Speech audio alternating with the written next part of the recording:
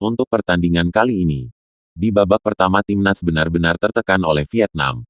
Dari semua waktu yang dihabiskan di babak pertama, timnas tidak melakukan tembakan ke gawang sama sekali.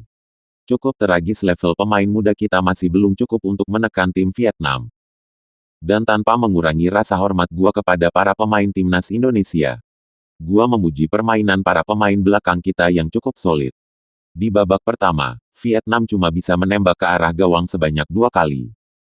Bisa diterka, bahwa para pemain depan Vietnam melawan timnas muda kita nggak jago-jago amat. Para pemain belakang timnas Indonesia masih bisa mengimbangi serangan-serangan yang disusun Vietnam. Terlebih dengan penguasaan bola yang mencapai 75%. Dan tidak kebobolan. Dan itu bagus. Dengan 2 kartu kuning di babak pertama masing-masing mendapatkan masing-masing 1 kartu buat kedua kesebelasan. Dan 5 tendangan sudut buat Vietnam di babak pertama. Dan untuk Indonesia terlihat kesulitan buat menyerang timnas Vietnam di babak pertama.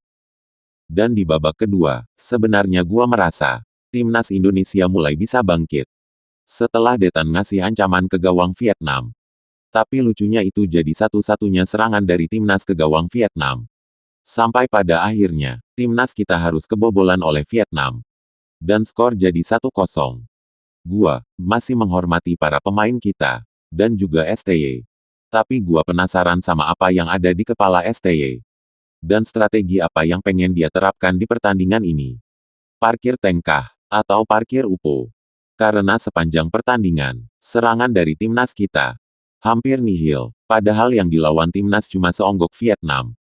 Dan pertandingan ini, gua harap, bisa jadi pelajaran berharga buat para pemain kita, ke depannya. Untuk memperbaiki lagi lini belakang kita. Dan juga dalam membangun serangan. Doa gua selalu yang terbaik buat timnas Indonesia. Dan kekalahan kali ini, bisa jadi batu loncatan buat di pertandingan berikutnya.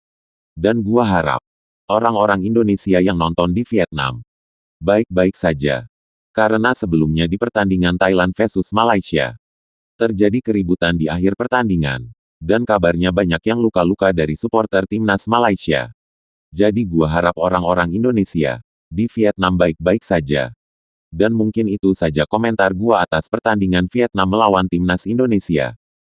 Dengan kekalahan timnas kita, gua harap ke depannya lebih baik.